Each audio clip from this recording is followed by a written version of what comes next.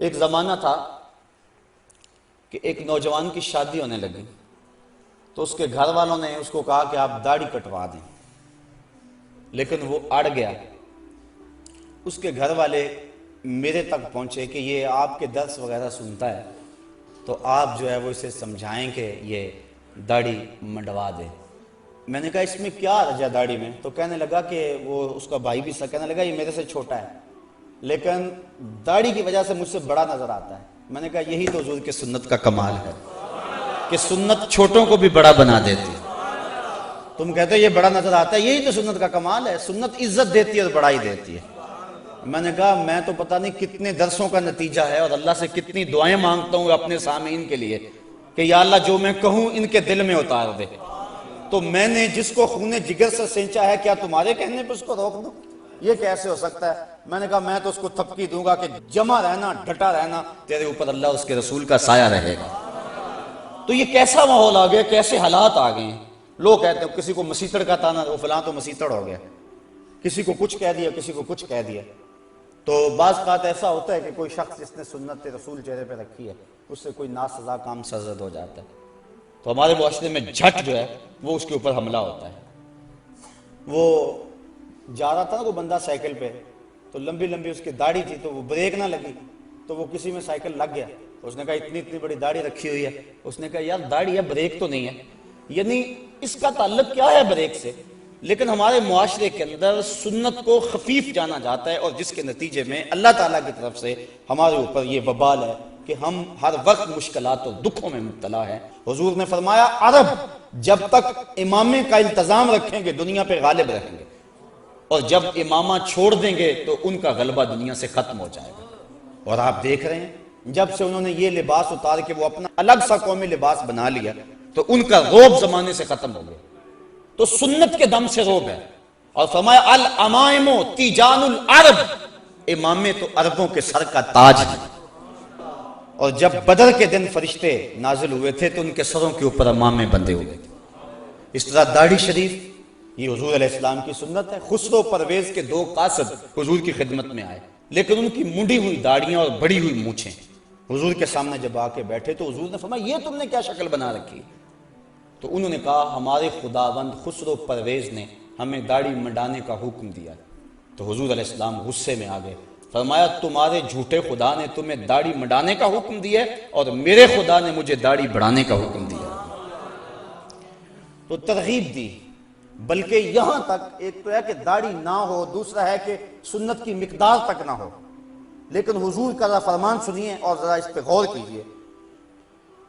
ایک تو داڑھی رکھنا سنت ہے، دوسرا کم از کم مٹھی بھر، اور تیسری سنت یہ ہے کہ داڑھی کا استرسال، یعنی داڑھی کو لپیٹا نہ جائے، اس کے اندر مینڈیاں نہ بنائی جائیں جس طرح کہ کفار موتی پروتے تھے، یا اس کو تو دے کر بالکل اس انداز سے اس کی سیٹنگ کی جائے کہ چھوٹی نظر آئے۔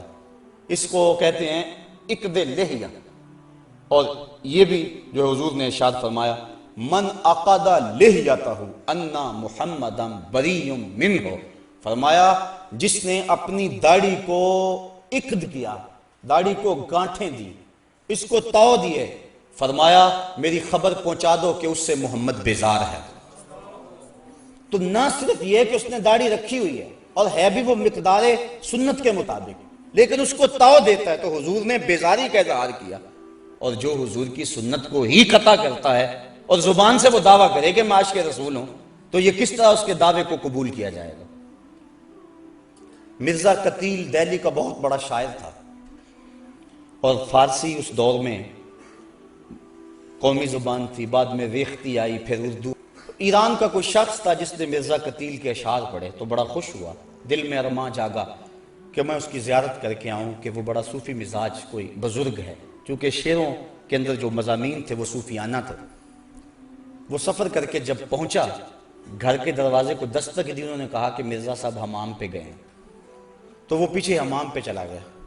تو وہ حجام کے سامنے بیٹھ کے اپنی داڑھی کٹوا رہا تھا، منڈوا رہا تھا۔ اس کے ذہن میں کوئی اور نقشہ تھا، کوئی اور تصور تھا۔ جب اس نے اس حال میں دیکھا تو کہنے لگا مرزا یہ کیا کر رہے، داڑھی تراش رہے؟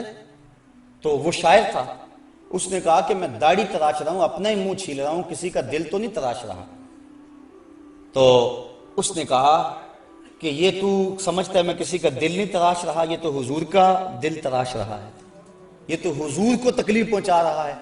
بس بعض اوقات کوئی ایک جملہ بھی ایسا ہوتا ہے کہ وہ دل پہ اتر جاتا ہے، تو فوراً وہ چیخ مار کے بے ہوش ہو گیا اور گر پڑا، اور جب ہوش آئی تو مرزا قتیل نے کہا تعال اللہ چشمم باز کر دی، مرا با جانے جاں ہم راز کر دی، تو نے تو میری آنکھ کھول دی اور مجھے یار کی چوکھٹ تک پہنچا۔ تو سنت کا اتباع، اور یہ صرف داڑھی میں ہی نہیں ہے، صرف امام میں بھی نہیں، یہ لباس کی سنت ہے۔ اس کے علاوہ حضور کا جو عمل زندگی ہے، ساری زندگی حضور علیہ السلام نے کسی کو تکلیف نہیں پہنچائی، دکھ نہیں دیا کسی کو، غریبوں، بیواؤں اور یتیموں کی مدد کرتے تھے، اور بوڑھی عورتوں کا سامان اٹھا کر کے حضور جہاں وہ کہتی وہاں اتار آیا کرتے تھے، وہاں رکھ آیا کرتے تھے۔ یہ سارے حضور کے طریقے ہیں، اور ان طریقوں کو اپنانے والا حضور کا محبوب ہوتا ہے۔ حضرت مجدد الفسانی علیہ رحمہ فرماتے ہیں کہ حضور کی سنت کے اتباع سے بڑھ کر خدا تک پہنچانے والا کوئی اور وظیفہ نہیں ہے۔ سب سے بڑا وظیفہ جو اللہ تعالیٰ تک پہنچاتا ہے بندے کو، وہ حضور کی سنت کا اتباع ہے۔ اس لیے حضرت خواجہ بزرگ شاہ نقشبند بخاری علیہ رحمہ آپ فرماتے ہیں کہ ہمارا کام سنت کا احیاء کرنا ہے اور شریعت کو رواج دینا ہے۔ ہم دنیا کے اوپر پیری مریدی کے لیے نہیں آئے ہیں، ہم تو اللہ اور اس کے محبوب علیہ السلام کے نظام کو رائج کرنے اور حضور کی سنت کو عام کرنے کے لیے آئے ہیں۔ تو حضور کی سنت کا اتباع ہر معاملے میں اور ہر حال میں یہ ہمارے اوپر ایک تو لازم ہے۔ اور آج جس معاشرے میں ہم جی رہے ہیں، یہاں سنت کی تو پرواہ نہیں کی جاتی، سنت کیا فرضوں کی پرواہ نہیں کی جاتی۔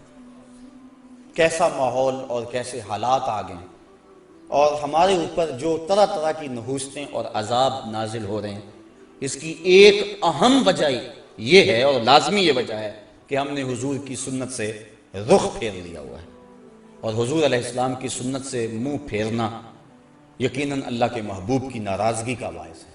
امام قرطبی نے ایک روایت نقل کی ہے، آجا کے سہارا تو یہ ہے نا کہ حضور شفاعت کریں گے، لیکن حضور فرماتے ہیں جس نے میری سنت سے منہ موڑا کل قیامت کے دن میں اس کی شفاعت نہیں کروں گا۔ یہی تو ایک سہارا ہے، اور اگر حضور نے بھی شفاعت نہ کی تو بتاؤ کہ ہمارا آسرا کیا رہ جائے گا۔ تو صاحبو، سنت پر عمل یہ ایک مومن کا شعار ہے اور مومن کا مزاج ہے، اور آقا کریم علیہ السلام نے اپنی سنتوں کے احیاء پر کتنا پیارا وعدہ دیا کہ جو فساد امت کے دور میں میری ایک سنت کو زندہ کرے گا، اللہ اسے 100 شہیدوں کا ثواب عطا فرمائے۔ ایک شہید کا درجہ تھوڑا نہیں ہے، اس کے خون کا قطرہ زمین پر گرنے سے قبل اس کے سارے گناہ معاف کر دیے جاتے ہیں۔ اس نے اپنی جان جیسی متاع عزیز وار دی ہوتی ہے، لیکن جو سنت پہ عامل ہوگا تو اس کو 100 شہیدوں کا ثواب ملے گا، اس لیے کہ سنت پہ عمل کرنا فساد امت کے دور میں انتہائی مشکل ہے۔ نفس روکتا ہے، معاشرہ روکتا ہے، گھر والے روکتے ہیں۔